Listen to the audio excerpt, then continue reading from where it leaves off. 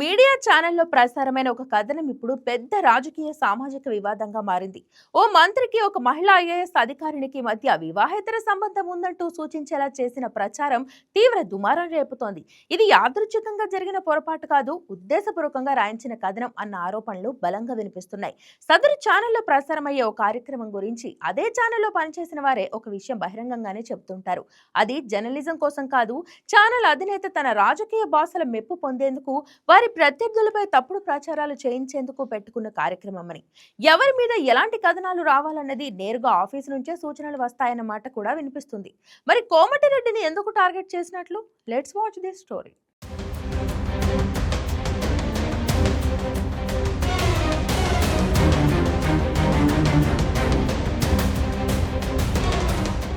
ఓ ప్రముఖ ఛానల్లో వచ్చిన ప్రోగ్రాంలో కోమటిరెడ్డిని టార్గెట్ చేశారనే ఆరోపణలు ఉన్నాయి. కానీ ఆయన్ను రాజకీయంగా ఇబ్బంది పెట్టాలన్న ప్రయత్నంలో ఒక మహిళా ఐఏఎస్ అధికారిని బలి చేయటమే ఇప్పుడు వ్యవహారాన్ని తలకిందులు చేసింది. ఒక మంత్రికి మహిళా ఐఏఎస్కు వివాహేతర బంధం ఉందంటూ ప్రచారం చేయటం చిన్న విషయం కాదు. అది వ్యక్తిగత జీవితాలను తుడిచిపెట్టే స్థాయిలో దుమారం రేపుతోంది. గతంలో ఓ ఛానల్లో ఇలాంటి పుకార్లు వినిపించేవి. అప్పట్లో పెద్దగా పట్టించుకోకపోవడంతో ఈసారి ఈ ఛానల్ను వేదికగా చేసుకున్నారన్న చర్చ సాగుతోంది.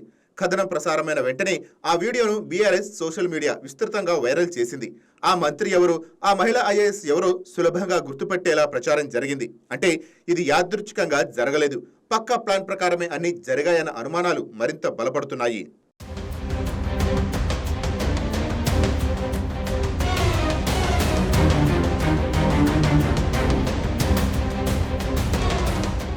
మంత్రి మీద ఆరోపణలు చేయటం రాజకీయంగా ఎవరికైనా లాభనష్టాల విషయం కావచ్చు. కానీ ఒక మహిళా ఐఏఎస్ అధికారిని క్యారెక్టర్ను కించపరచడం, ఆమె కుటుంబ జీవితంలో చిచ్చు పెట్టడం రాజకీయంగా చెప్పుకోలేం.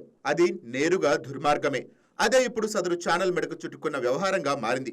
వివాదం పెద్దదయ్యేసరికి ఇప్పుడు కొత్త వాదనలు తెరపైకి వస్తున్నాయి. ఈ ఛానల్ రేవంత్ రెడ్డికి సన్నిహితమని ప్రచారం చేస్తున్నారు. కానీ ఛానల్ యజమాని ఎలాంటి రాజకీయ వ్యక్తి కాదన్నది తెలంగాణ రాజకీయాల్లో అందరికీ తెలిసిన విషయమే.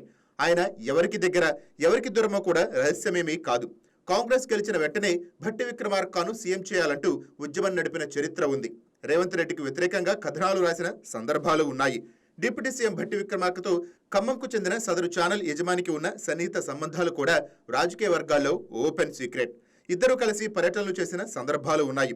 అలాంటి జిగ్రీ దోస్తు ఉన్న ప్రభుత్వంలో ఓ మంత్రిపై తీవ్రమైన ఆరోపణలు చేసి కథనం తన ఛానల్లో ప్రసారం చేయించారంటే దాని వెనుక రాజకీయ కుట్రలు లేవా అన్న ప్రశ్నలు సహజంగానే తలెత్తుతున్నాయి.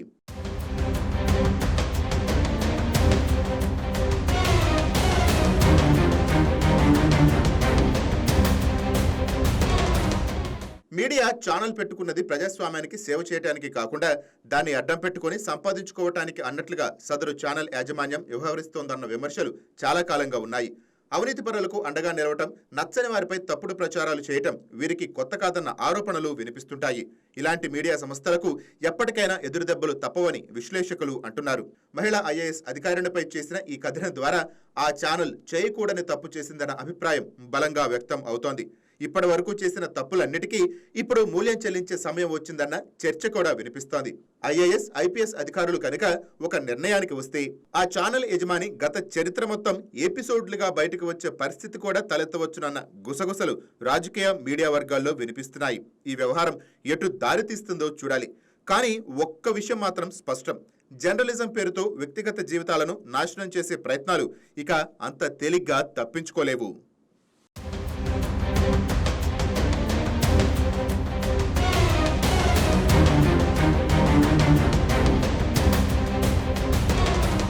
Please subscribe to YK TV Network. Please subscribe to YK TV. Please watch YK News. Don't forget to subscribe YK News channel.